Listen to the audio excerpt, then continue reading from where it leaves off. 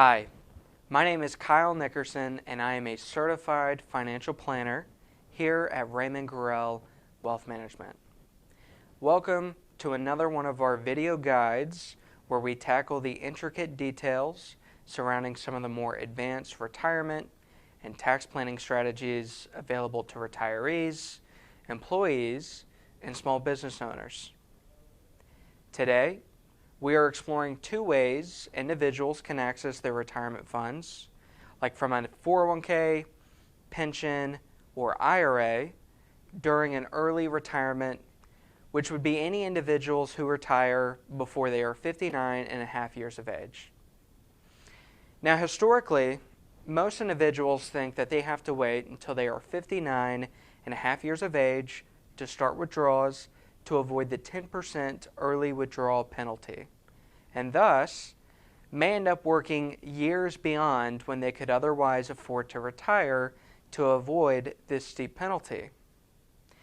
There are more than a couple ways to face this dilemma, and today we are going to talk about the two most popular solutions that we have helped our clients implement in their own retirement plans. The first solution is called the Rule of 55, which is an IRS provision that allows workers who leave their job sometime after turning age 55 for any reason, whether it is voluntary or termination, the ability to start taking penalty-free distributions from their most recent employer's retirement plan. For example, let's say we're working with an individual named Sally who is 57 years old and is financially able to retire, but doesn't know how to access her retirement funds in the most efficient way. Assuming her 401k allows, she could retire from her role today and be able to take penalty-free distributions from her 401k retirement plan. If utilized correctly, that means in a year in which Sally needs to access $100,000 from her retirement assets, she will save $10,000 in early withdrawal penalties under the Rule of 55. Now, here are some important considerations.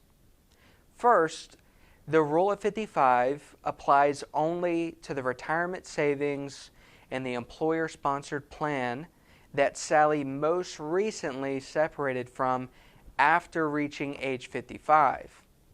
Therefore, if she rolled over her 401k that otherwise qualified for the Rule of 55 distributions into a new employer's 401k, her ability to take penalty-free distributions would be delayed until she separated from her newest employer. Secondly, the Rule of 55 will exempt Sally from paying early withdrawal penalties, but it will not exempt her from paying her normal, ordinary income taxes, and that is something that she'll need to plan for. Lastly, and unlike the next solution I'm going to introduce, there is no limit on the amount that can be withdrawn under the Rule of 55. Certain employers may have limitations on whether they allow for this type of distribution to occur at all, or how many times a year they allow it, but there is not a limitation imposed by the current tax code on the amount of the withdrawal itself. Now, another popular solution for those looking to retire is the 72T substantially equal periodic payment strategy.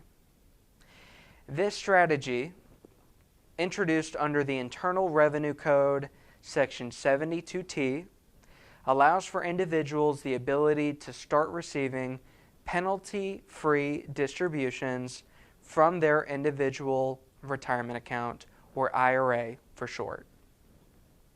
Now, under this rule, participants must commit to withdraw periodic payments for a minimum of 5 years or until they reach age 59 and a half, whichever is longer.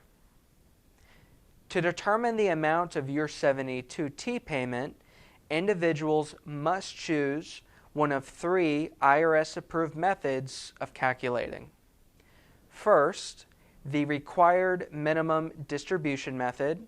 Secondly, the fixed amortization method. And third, the fixed annuitization method. Now, each of these methods uses a different formula to calculate the amount of penalty-free distributions allowed, and any individual interested in this strategy would want to evaluate each method to determine which makes sense for their situation. For example, let's say Sally from our previous strategy is instead exploring the 72T substantially equal periodic payment strategy. She is age 57 and has $1 million in her traditional IRA account. She calculates that her maximum 72T distribution is roughly $67,000 per year. And by enabling this strategy, she must take exactly $67,000 per year from her IRA account for the next 5 years. And in doing so, she will receive 2, possibly 3 distributions prior to obtaining age 59 and a half, and will save between $13,000 and $20,000 in tax penalties. Here are some important considerations for this strategy. First, once Sally begins distributions under tax code 72T, she must continue taking her calculated payments for the predetermined period, no matter her financial circumstances. Secondly, and like the rule of 55, this strategy will allow the taxpayer to avoid early withdrawal penalties, but they will still be subject to their ordinary income taxes. Lastly, the calculation to determine Sally's maximum 72T distribution is determined on a single IRA account, which means that she can have multiple IRA accounts and only have the 72T strategy applied to one of them. And this allows for some creative planning and flexibility in structuring the balances and the different retirement accounts to achieve the desired 72T distribution amount. In conclusion, both the Rule of 55 and 72T rule allows for taxpayers to get their hands on their retirement savings penalty-free prior to reaching age 59 and a half. They each have their own set of rules, and if executed incorrectly, could result in adverse consequences for the taxpayer. Now, our team of certified financial planners and CPAs are here to answer any questions that you may have considering an early retirement. Feel free to give us a call, shoot us an email, or visit our website to have your personal situation evaluated or to learn more about our services.